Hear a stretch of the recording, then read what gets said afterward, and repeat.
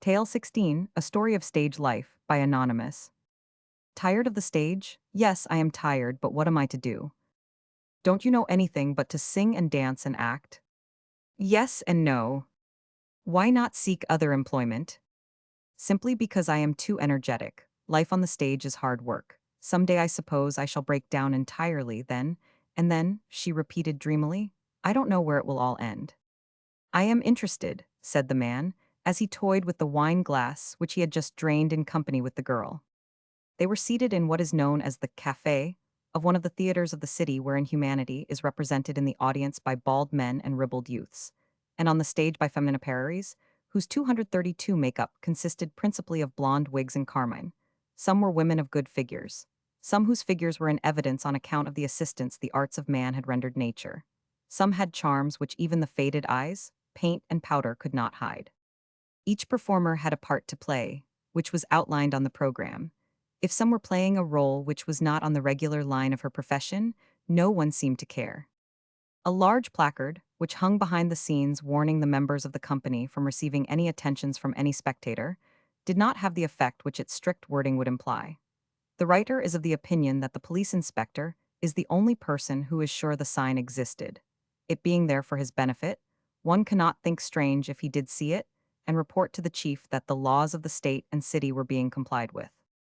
The cafe was always well filled between acts, especially during the 30 minutes intermission, which was allowed the performers about midway of the evening's entertainment. If I say this time was allotted to give the performers a breathing spell, I fear that the sympathy that was felt in each heart for the poor overworked chorus girls would be felt more in behalf of the much-wanted bar boy, as the numerous parties rapped on the tables in their haste to be served first with the liquid refreshments, which were dealt out to the men and women with the same free hand. The girl who did the speaking in the opening of this story was one of the first to appear through the stage 233 entrance to the large room, where classes met in a motley crew. She had caught the gleam of the small brown eyes of the man in the front box, and as she passed off the stage, she plainly heard him say, "Go down to the wine room." "Go on and tell me," he nodded as the girl said, "Manhattan," to the inquiring look of the waiter, who had rushed to the table at a signal from the man. "No," she said doggedly, "I don't want to talk. Bring me a package of cigarettes, Otto," she said as the waiter moved away. "It's no use. What do you want to know for?" Then the lines around her mouth became hard, while she tapped the heel of her dancing slippers on the floor. She may have been pretty, she may have been good and pure at some time, but the deep-laid wrinkles, the flaring nostrils and bleared eyes told of the long days of hardships and nights of dissipation. "Oh, no matter," said the man with a shrug of his shoulders.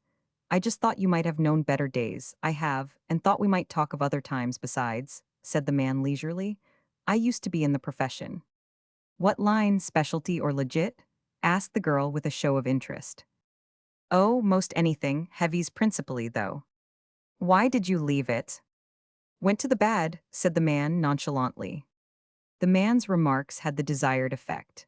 A feeling of closer fellowship began to develop, and that, coupled with the warming up process which the second cocktail afforded, caused the woman's tongue to run glibly. "Oh, I don't mind," she said, between inhalations of cigarette smoke, "but you see a girl don't like to break open and tell some stranger all she knows about herself." "Go on," said the man confidently, "I am very much interested. But first," he added, "how much time have you? For if you are in danger of being interrupted, we had best make an appointment to meet later." "Oh, I don't know," said the girl in a hard, bantering tone.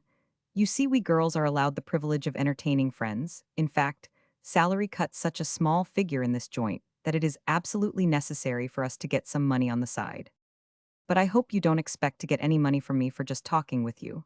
Of course I will buy drinks, lunch, or anything you like, but there is where I draw the line. You see, I am only a curiosity seeker." "In that case," said the girl, "I must leave you, for if I am not on the stage at the call, the manager will have a kick coming." "How do you appease his wrath when you stay away? That is to say, when you are getting the money." "Oh, that's different," said the girl, rising. "I always cut it with him." "Oh, I see," said the man musingly. "How much does it take to satisfy him?" "Oh, I guess I can fix him for $1. "Then here, I'll give you the dollar. Now we will go into a private wine room and have a good hour's chat." "What, and let all these sure things around here go?" I guess not. Don't you see that old guy over there 235 making eyes at me now? He's a regular here and always ready money, too. Have another drink, said the man, as he took a cigarette from the package which the girl held in her hand. All right, I'll have one more, then bid you good night. I'll see you again, she said reassuringly. The man was wise. When the boy brought the drinks, he produced a roll of tens and twenties, which would cause the eyes of most people to dilate with greed. Tossing a bill on the table, he carelessly placed the roll in his waistcoat pocket, and when the waiter returned with the change, he generously insisted on his taking $1 for the drinks. Now it is my time to buy, said the girl, before the boy had left the table. Bring me a whiskey sour, and what is yours? She said merrily as she leaned over and placed one hand on the man's knee. I will take a small bottle of beer, said the man slowly. Oh, come now, old brown eyes, take something better, some kind of a mixed drink. No, please let me have beer, you see I am thirsty. I have drank nothing but whiskey all day. After this speech, the man placed his elbows on the table and almost fell asleep. Come, cheer up, dearie, said the girl with a slap on the man's back. Yes, I'm all right, said the man. Only you see, 236, I'm so tired, let's go into a wine room where people won't see us. All right, said the girl, but first let's have this drink that's coming, then we can tell our waiter where to find us. The girl had forgotten the old guy and seemed only to remember the visions which floated through the air in the forms of tens and twenties. She would look at the man hopefully, then her eyes would fall on the vest pocket on the side furthest from her. How old are you? Asked the man, as he laid his arm along the back of her chair and gazed steadily into her face, after they had been enclosed in the wine room. No matter, you don't care, she returned coyly. Yes, but I do. You see, I want you to tell me everything. How old are you? Where were you born? When did you come to Chicago? All? Said the man earnestly. I am 24, she muttered, and she probed the bottom of the glass with a toothpick for the cherry, which so persistently rolls around in a cocktail. You look it, said he frankly.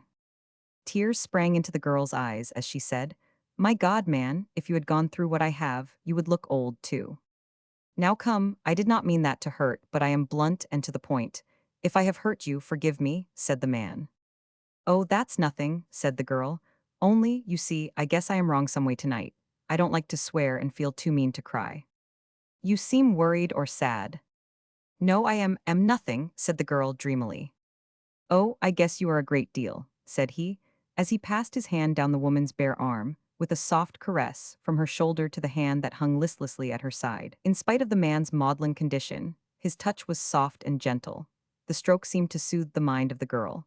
Tears sprang into her eyes as the man took her hand and patted it in a kindly manner.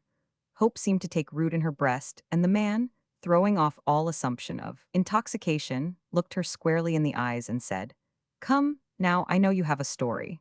The thrill which your soft hand sends through me tells me that you have known better things, that you have graced a throne more becoming to womanly instincts, with which your nature is so bountifully supplied. Don't, oh please don't talk like that, cried the girl. It makes me so sad. Have you ever told your story? Asked the man, paying no attention to the now sobbing girl. Oh, but I have wanted to, oh so much, for some time I shall die, and while I have sinned much, I want someone to know that I was reared right, and that even after I had fallen from the great white throne of purity I had some good thoughts, but I have always been afraid to tell anyone, especially since. Here the creature broke down entirely, moaning and writhing in bitter agony. Since when? Asked the man gently, as she seemed to get her grief partially under control. Oh, since I have gotten so low. Come, now, you're not so bad off, and besides you are going to tell me the truth, and I am going to believe you, for a woman never gets too low, even in her own estimation, to tell the truth when she refers to a beautiful past. Oh, yes, if it were all as you say, but then I think I will tell you, said the girl bravely. My parents were natives of the New England states. When I was 4 years old, they removed from our eastern home to a small town in McLean County, Illinois.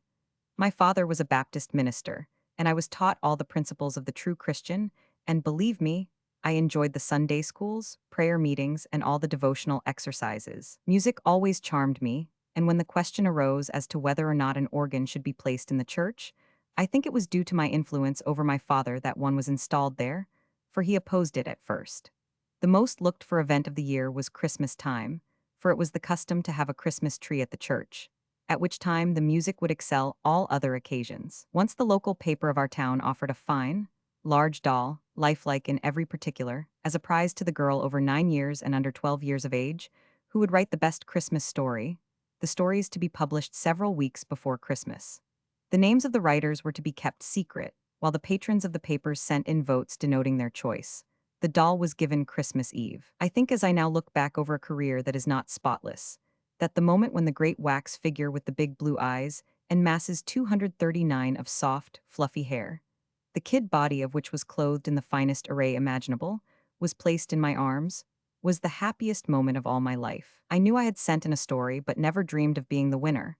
My heart was full, my life complete. I had no longings or dreads.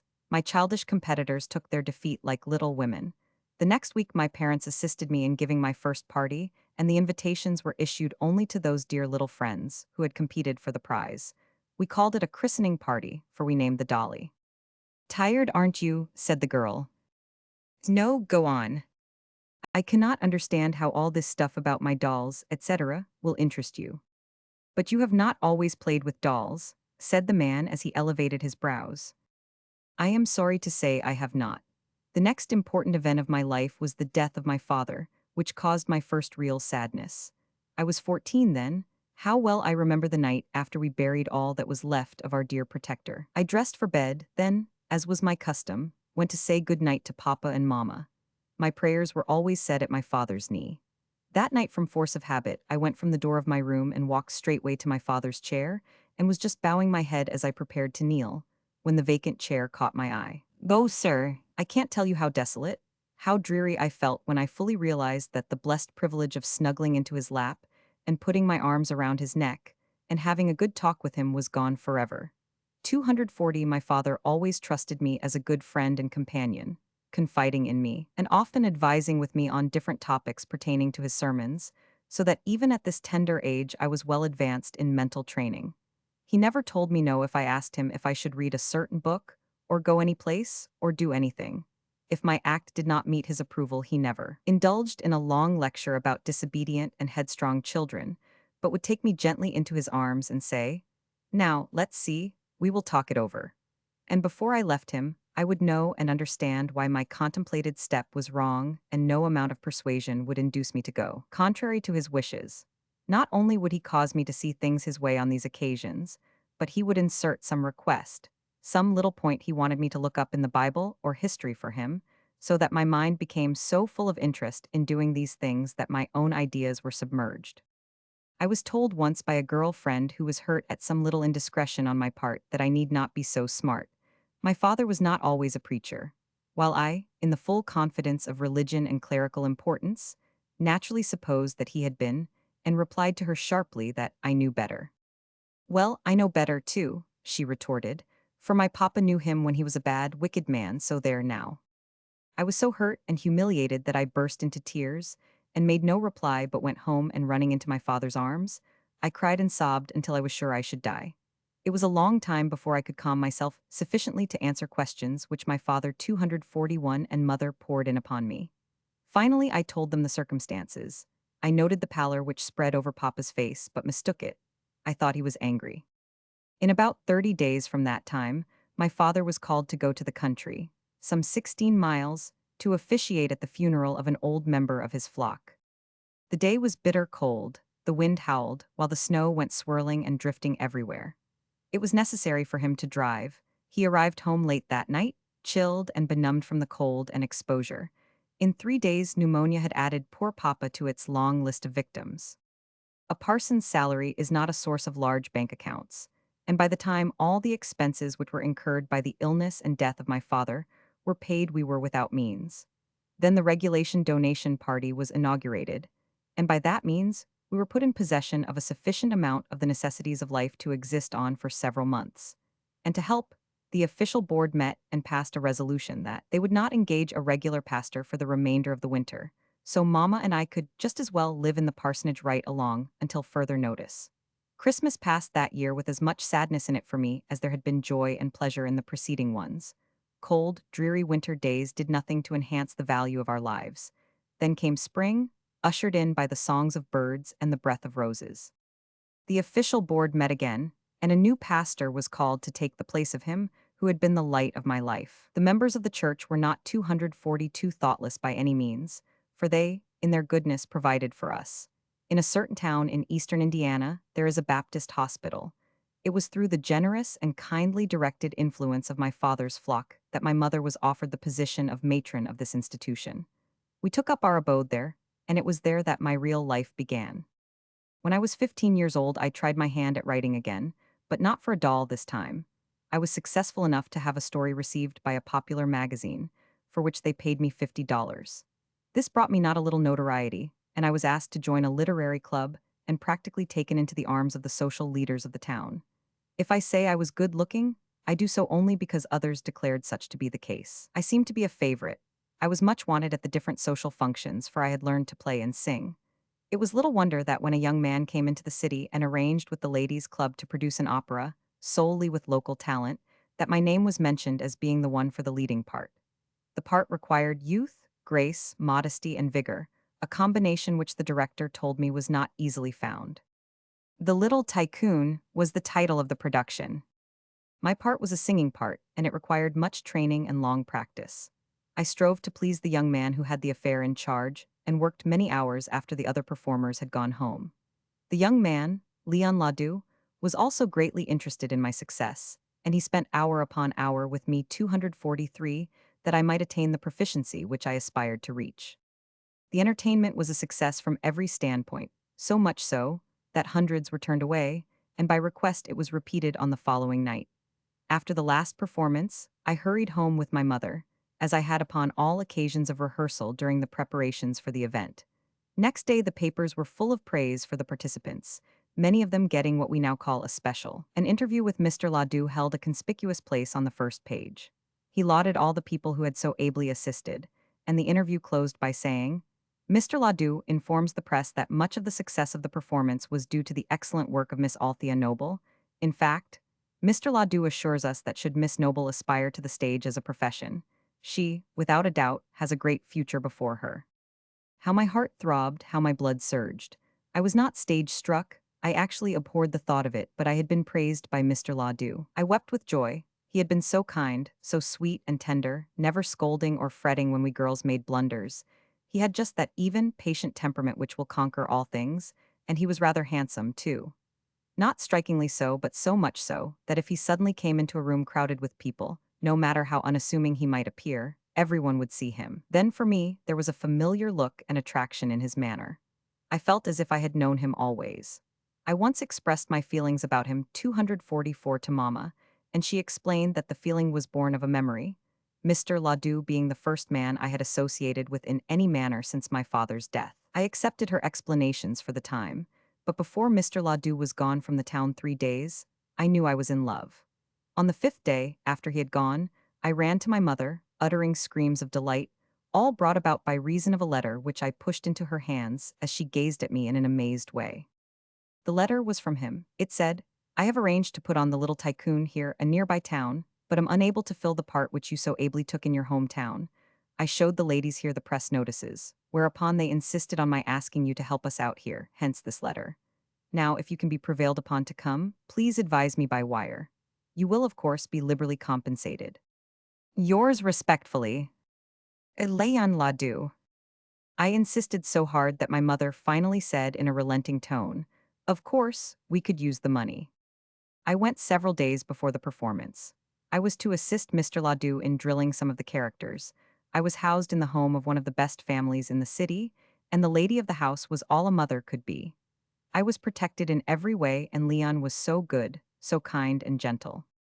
The afternoon of the performance, we were very, very busy at the theater, everything in a turmoil. So I told my hostess that after the last full dress rehearsal she could run on home and dress, and that I 245 would stay and assist in getting everything in shape for the evening. At 6 o'clock I tapped on the door of the manager's office and told Mr. Ladew that I would run out, get some supper and return, so that I could be there to help some of the young ladies with their makeup. "Eh?" No, said he. I have sent out, and within 10 minutes our suppers will be here. I cannot leave, and there is no use in your going out, Miss Noble. We waited but a short time until the boy arrived with our suppers.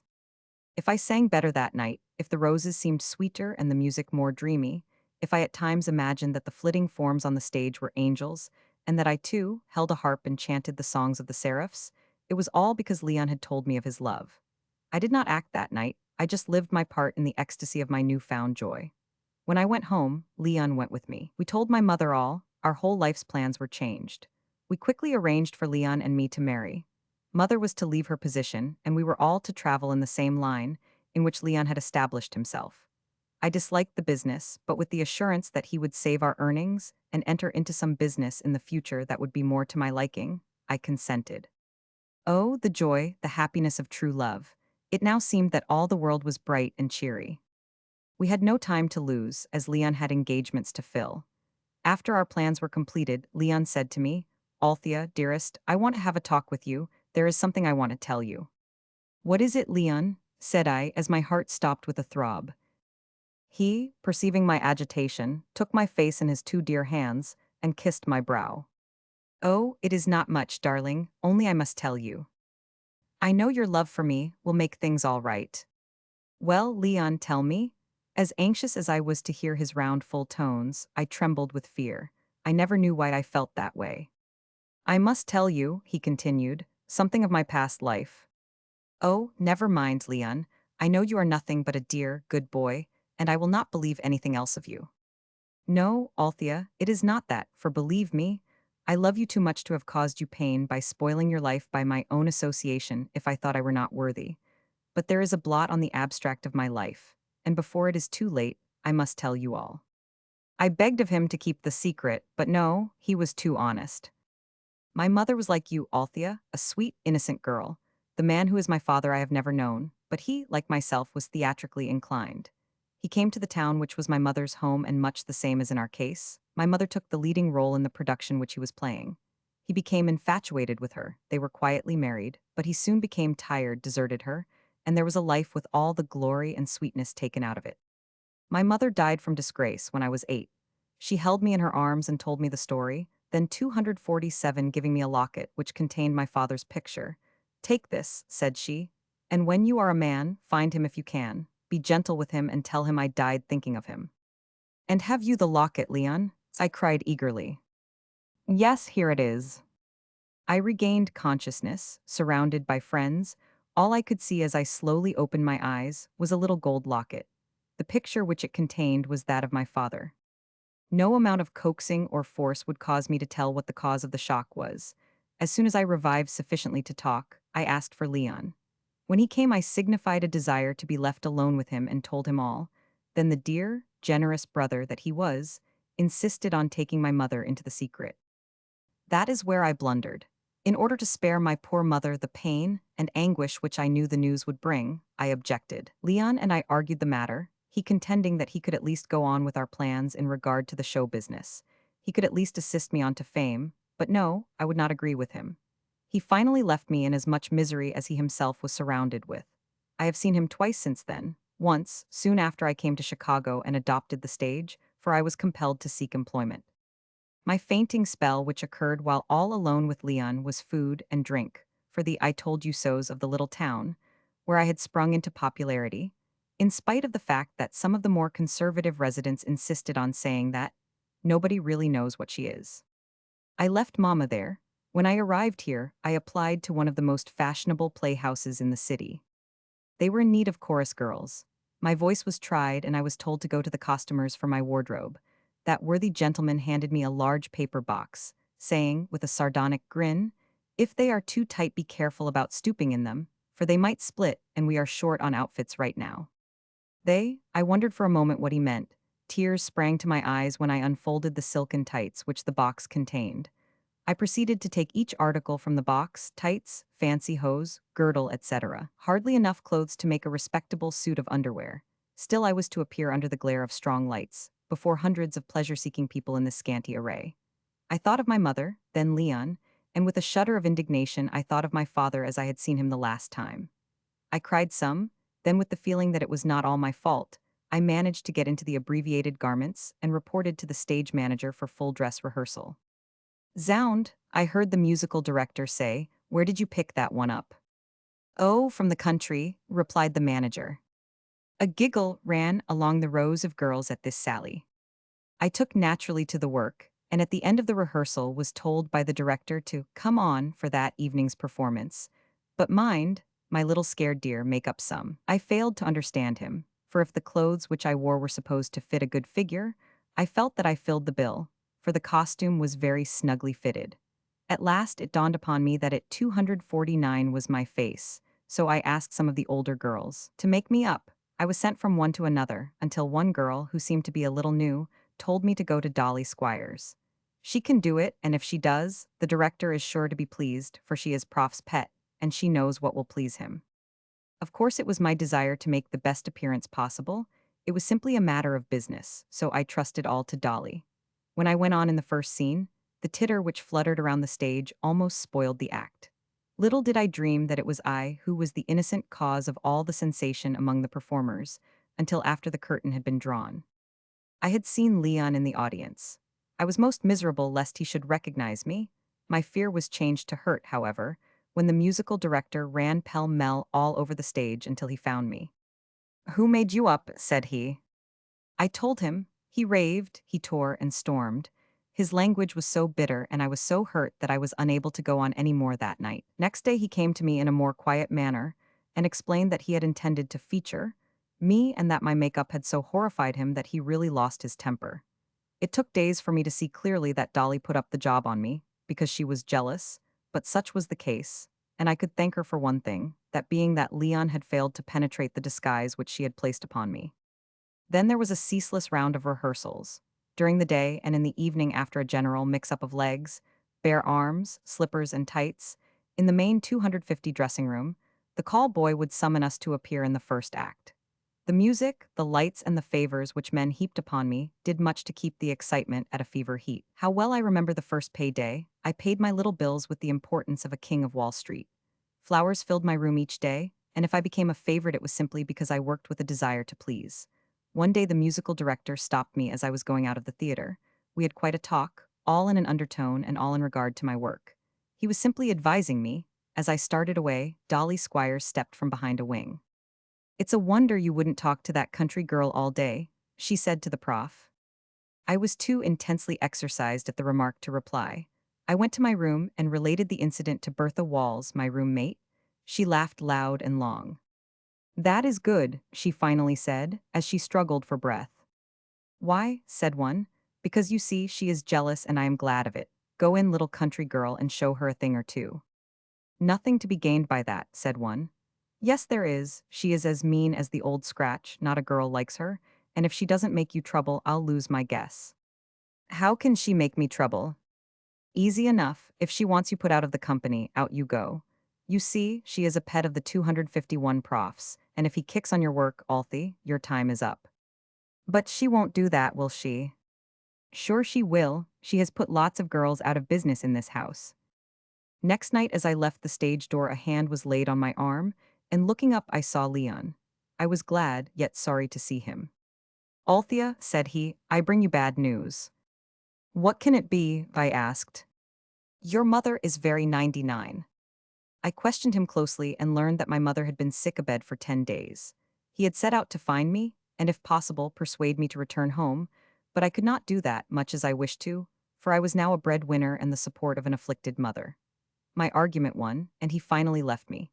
It was not long until I needed him, for the second day after that I received notice that my contract would be cancelled at the end of the week.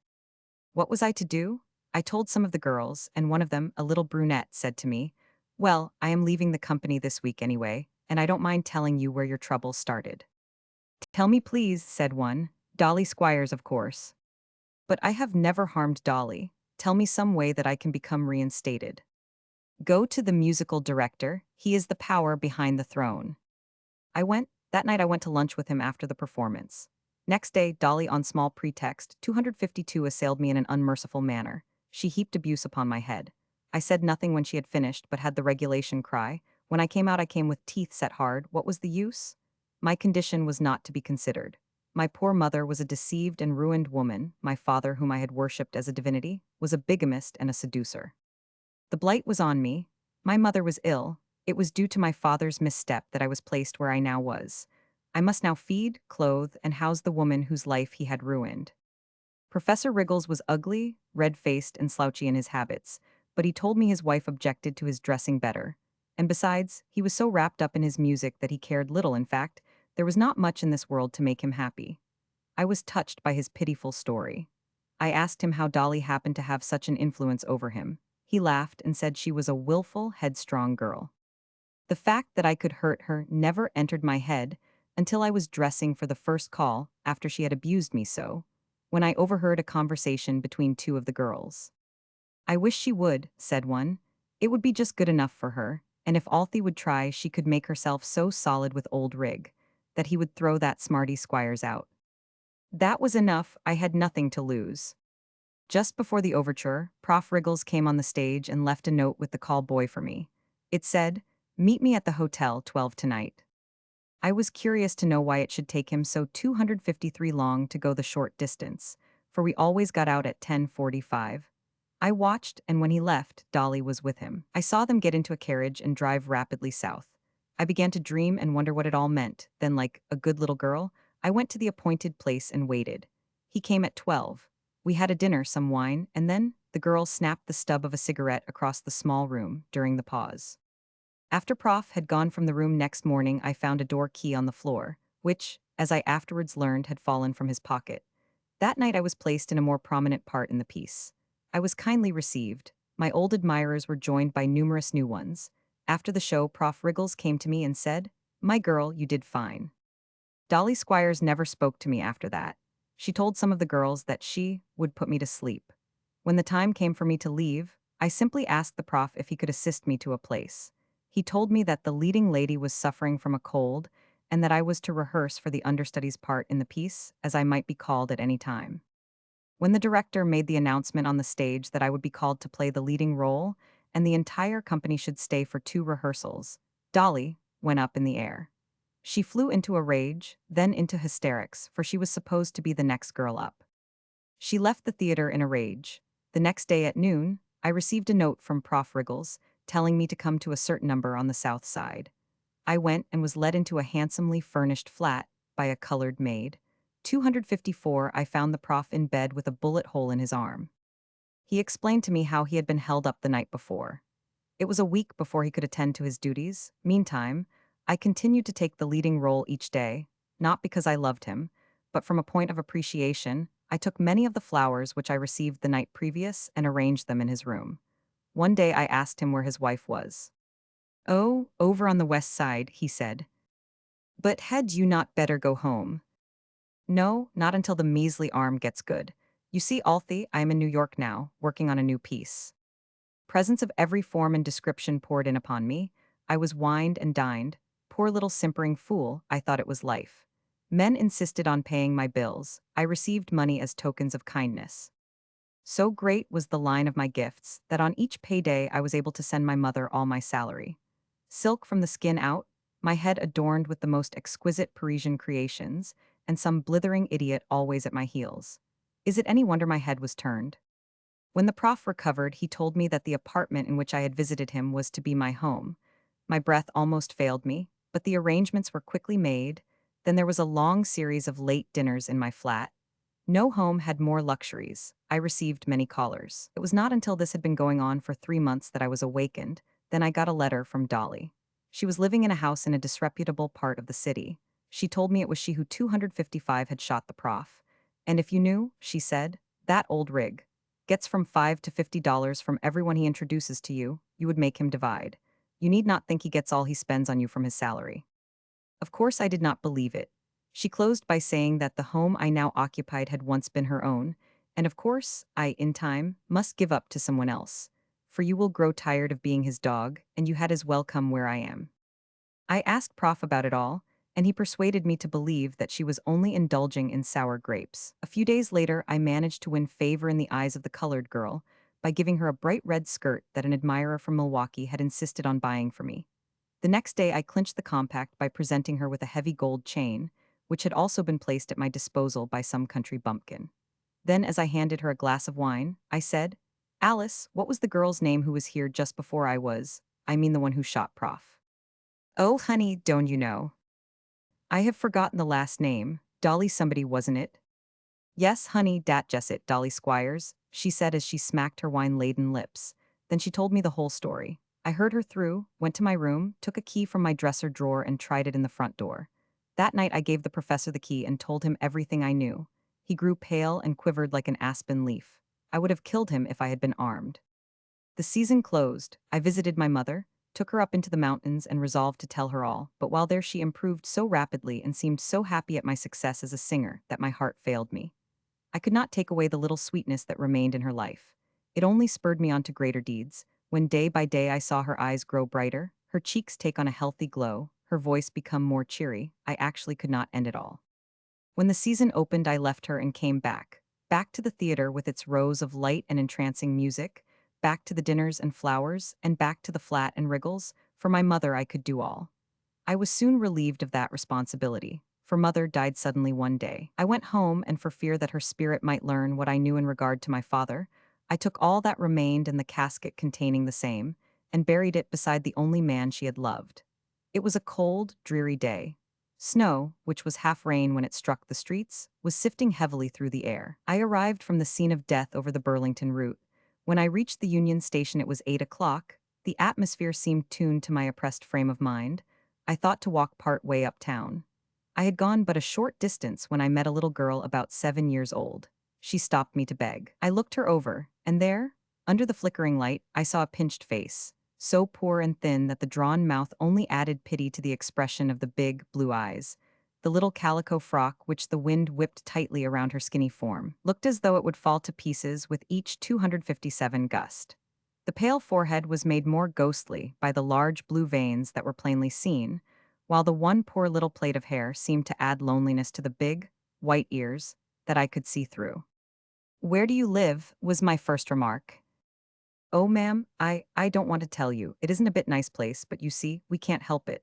Mama, she is sick and Papa don't have work all the time. And Grandma, she is sick and Papa he has to go stay at her house 3 nights a week. And that leaves Mama and me awful lonesome. Sometimes, but Mama told me today that she guessed she'd die before long. Then I would go and live with Grandma. Then I could see Papa every day. But please, ma'am, I don't want Mama to die. I don't want to live with Grandma, and I dess know if Mama had something to eat she wouldn't die either." I went with the child. I thank God for having found her. Such a wretched place to live, 4 dingy rooms on an alley, a poor, miserable cook stove, made all the heat the apartment had. A grimy, smoking kerosene lamp in the hands of the child led me to a coop of a bedroom, and there, amid a pile of soiled and torn rubbish that had at some time been entitled to the name bed clothing, lay a half-starved, pain-racked wretch called woman, in filth too great for a beast, in pain too intense for a strong man to bear, burning with fever and shivering with chills, and at the same time moaning, tossing, and suffering only as a neglected soul and body can suffer. I spoke to her. She tried to sit up in bed, but fell back with a wild stare, which told that it would require but little excitement to bring an end to all her suffering. 258 I went out and bought everything I could think of. I can even now feel a tinge of happiness, as I think of how I ordered the best imported delicacies. I bought coal, a new lamp, and sent a doctor. That night, when I arrived at my elaborately furnished apartments, I sat in my satin house robe and slippers, and as my maid brushed my hair, I compared my surroundings with those I had visited earlier in the evening, and became happy. At midnight the prof came.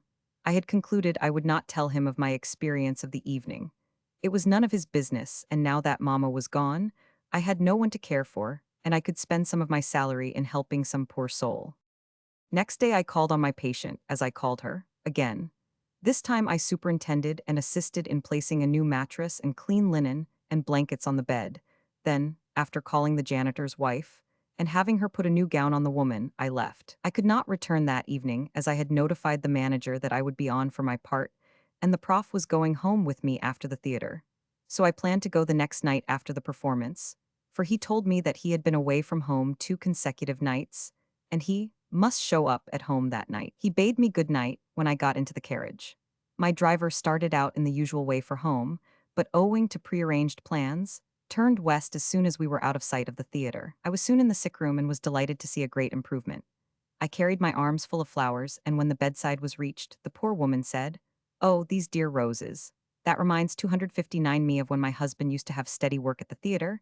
He nearly always brought home flowers that some of the ladies would give him, for he could not well afford to buy them, and me sick. Oh, you don't know, miss, what a burden I have been to him. Did you say your husband was at some time employed at a theater? I asked, with bright visions of what a star might be able to do to get him a place. Yes, more than 2 years ago. Tell him to come to me at the theater tomorrow, and I will see if I cannot get him a place. Oh, then.